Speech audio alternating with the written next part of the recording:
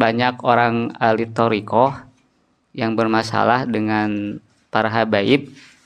Sebetulnya kalau seorang ahli thariqah sejati, ini Imam Asy'arani di dalam kitab Al-Anwar fi Adabi Suhbah Indal Ahyar.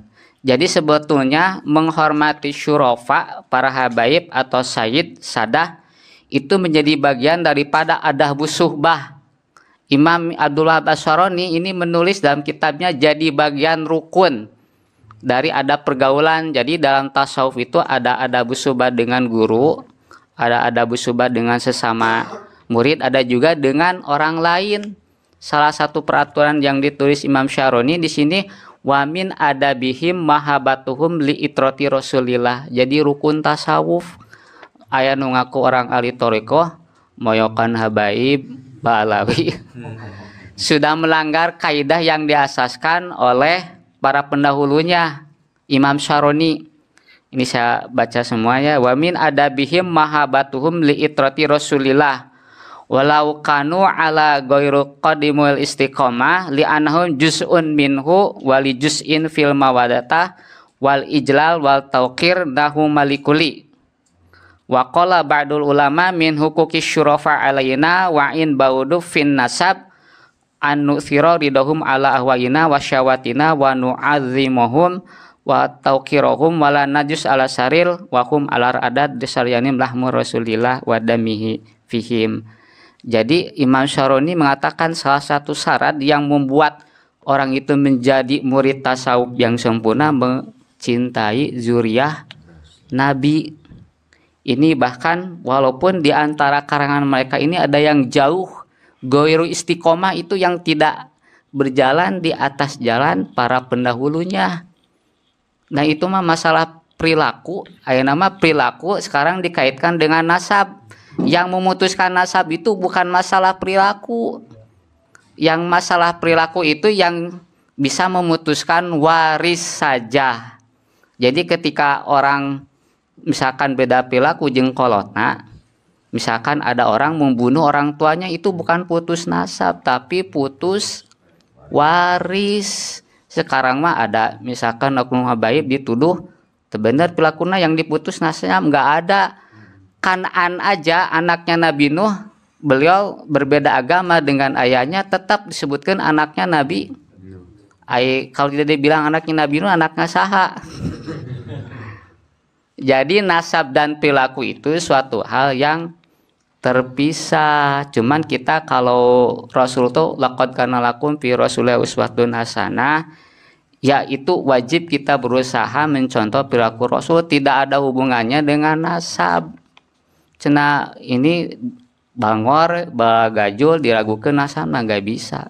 Yang memutuskan nasab itu bukan perilaku, tapi ketika seorang syarifah, ini misalkan sebutan untuk perempuan di kalangan Ba'alawi mas syarifah, ada hubabah, ada sayyidah, itu menikah dengan yang bukan sayyid itu karena nasabah hasil perkawinan, pernikahan lain hasil tadi teh akhlak diajar lain. Nasab itu karunia bukan hasil taklim. Lamun akhlak ilmunya hasil taklim. Makanya kalau ada orang ahli thariqah cenah itu ya bisa bahasa semut terus ngina para habaib di luar daripada yang digariskan oleh para ahli thariqah. Makanya kalau Imam Abdullah Asy'arani surafa atau para syarif itu dia seperti orang tua. Orang mun gaduh kolot beda agama tetap tengah hormati ngamuliakeun. Ya pasti tetap seperti itu kaduriah Nabi teh.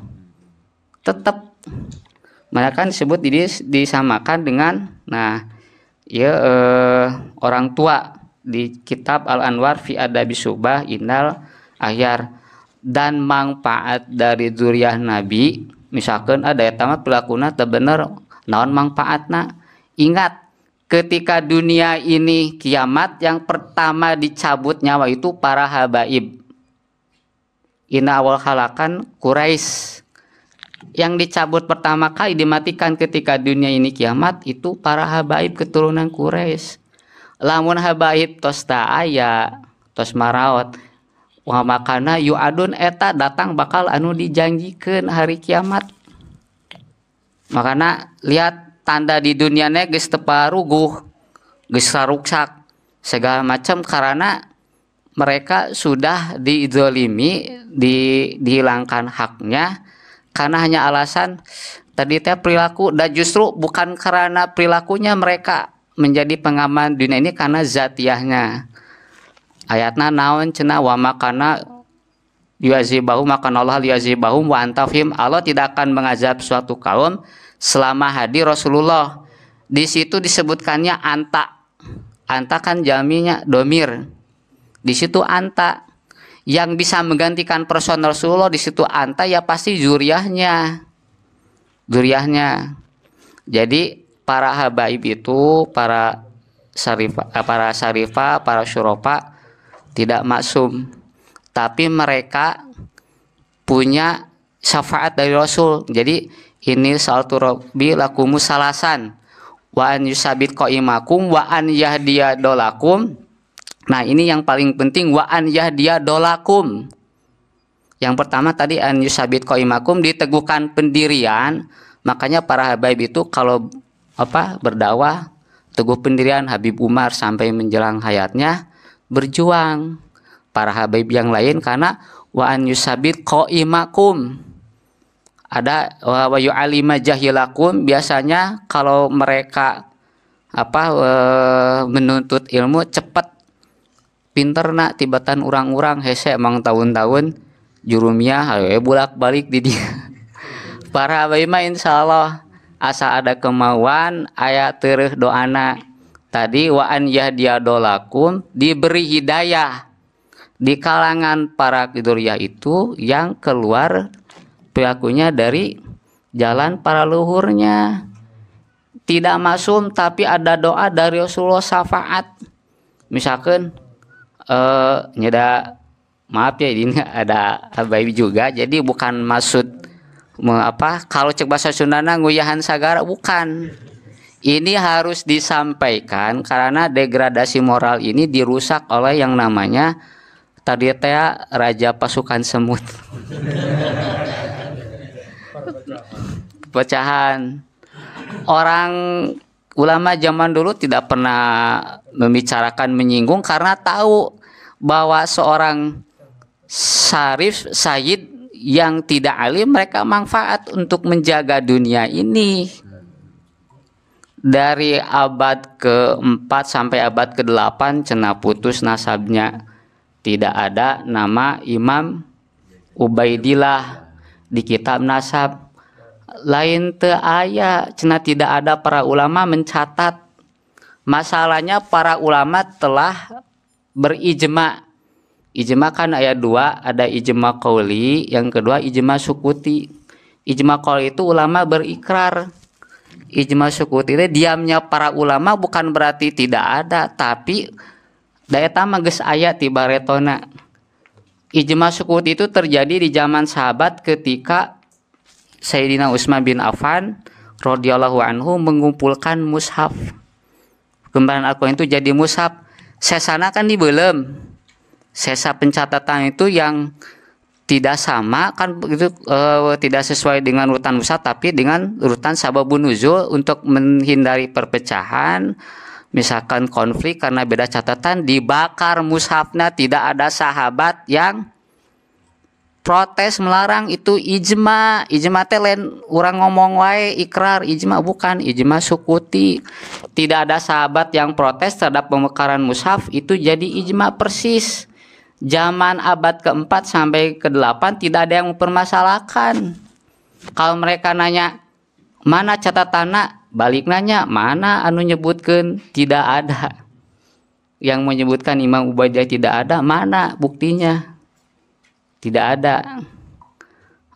Itu mah hanya sekilas, karena memang sekarang bukan hanya di kalangan para fuqaha, mufassirin, muhaddisin, itu para kalangan ahli thariqah. Bahkan mereka yang mengaku menjadi mursyid, kemungkinan mursyidna teu boga izin ti guru sampai mehna.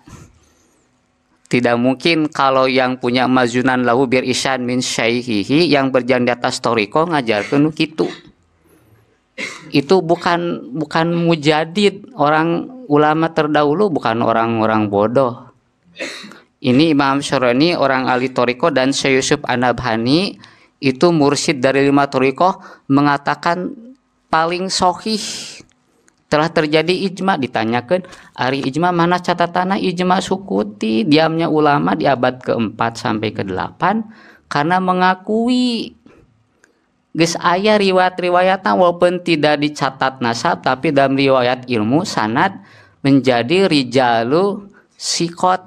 Di riwayat sanad aya ketika disebutkan di riwayat hadis ada Imam Ali terus Muhammad Jadid. Imam Jadid ini adik kakak dengan Imam Jadid Alwi Basri bin Ubaidillah. Kalau disebutkan adina pasti aya lanceukna. Aya nyebutkeun adina aya lanceukna saha. Ubaidillah enggak ada, itu adanya udah disebutkan, nyebutkeunnya ahi ka Imam Alwi teh Alwi bin Ubaidillah. Jadi bagaimanapun durian Nabi itu punya manfaat karena kita tidak sadar. Karena orang berilmu kalau dia tidak ikhlas, kata Pak Ibnu Arabi mulisin, sulit untuk menghargai sesuatu yang memang ada orang mah nanti ngunggulkeun karena ilmu lamun urang geus pikun ilmu bakal leungit, tapi nasab moal yang memutuskan nasab hanya pernikahan yang beda yang tidak kafaah. Itu mungkin Pak.